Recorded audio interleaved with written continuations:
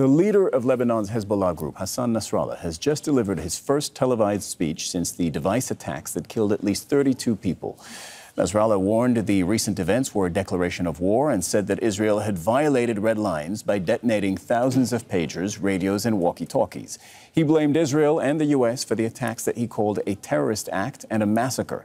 Nasrallah also admitted this week's attacks were an unprecedented blow to the resistance movement, but said Hezbollah will not fall.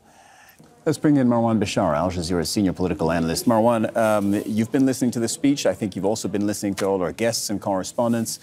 I'm not going to get in the way of this one. Tell me how you read that speech. Let's start there. Well, I can read into your lead questions, as it were. I sort of agree with you, but I also agree with some of your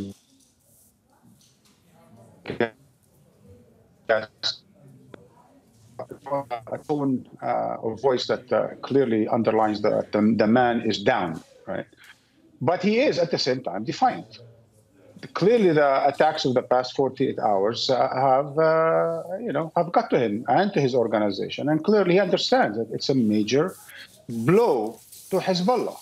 There's absolutely no doubt about that. It's even a blow to his leadership. It's a blow to the credibility of the organizations, to what it holds dear, its secrecy and its meticulous planning and so on and so forth. So he is down regarding that issue. I'm not sure the word is defeated.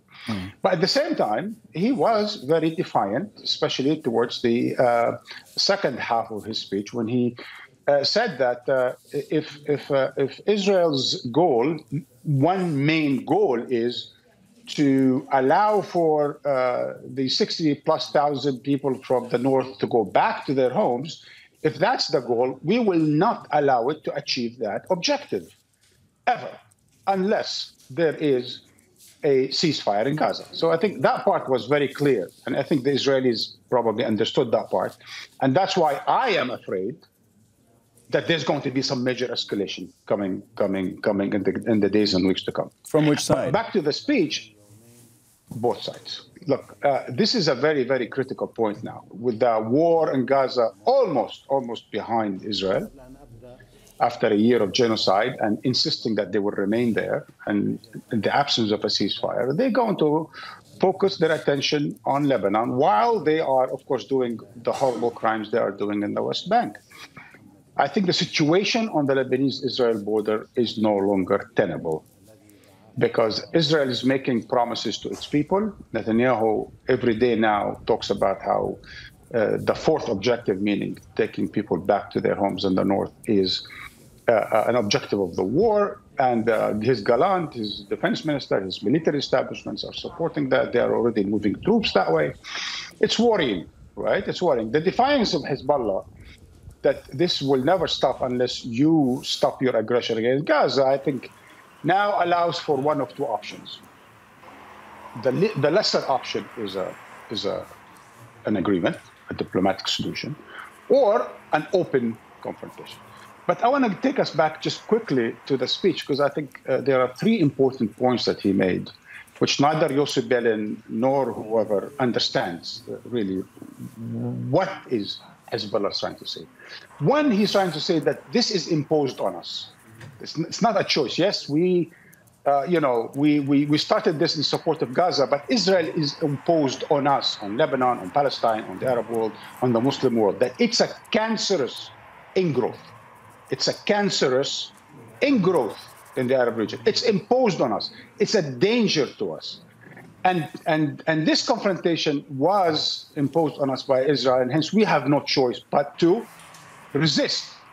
So the approach of Hezbollah and Hamas and others, that if they are resisting, they are not on the offensive, that they are on the defensive. The second important point is that Israel doesn't seem to understand the belief system of Hezbollah and Hamas, that this is a religious, a belief system, a nationalist system that will not simply be broken by military tools or by better technology. That this is deep-rooted with Hezbollah and its followers, like with Hamas, like others, and they will not be broken. And third and last, is that, yes, they might have won the past 2 days and they could be smug about it. They could even win for the next 2 years and 20 years. But it's history. They believe in history. Hezbollah and Hamas don't believe that this is a 2 days, a 2 year, a 2-decade conflict, not even a century conflict. They believe this is a long, long-term conflict. And they're there. The region is Arab, Muslim. Israel is a cancerous ingrowth as they see it. And they believe on the long term, they will win. And hence, they are defiant.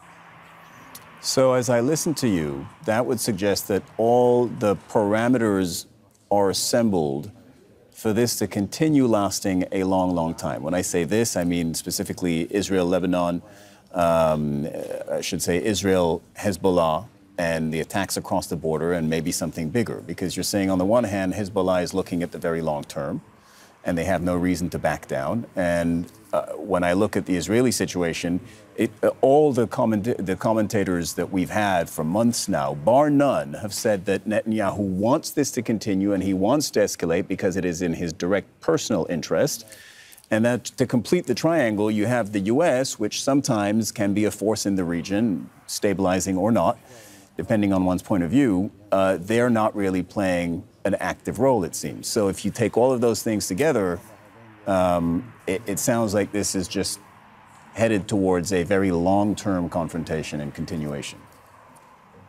Well, first of all, to your latter point, you're too kind to say that they are not active. They are cynical. The United States is incredibly cynical on the question of Palestine, the question of Lebanon, the question of the region. They are actually instrumentalizing the genocide against Gaza in order to prove a point to Russia, Iran, and China. It's a horrible thing what the United States is doing in its unconditional support of a rogue Israeli government that carries mass terror attacks, war crimes, and that's, in fact, its leaders are requested by the International Criminal Court for crimes of war. So the U.S. position is also untenable on the long term because American credibility, whatever is left of it, is diminishing by the day. And if there's a war, a wider war between Israel and Lebanon, I think the United States will be singled out for being one of the culpables behind this. That's one. Two, yes, what I was saying is that the Netanyahu government seemed to feed on violence and instability and ultimatums and superiority of technology and military and so on and so forth. And that it's the same Netanyahu that came to the United Nations last September, and was cocky about Israel's supremacy in the Middle East. It's the same Netanyahu today, a year after October 7 humiliating attack, is back to saying, military superiority, technological superiority. We are supported by the United States in the West. We're going to continue the war. We will, do this and that in Gaza, in West Bank, in Jerusalem, in Lebanon, and in the region in general. So this government feeds on expansion and violence and feeds on war.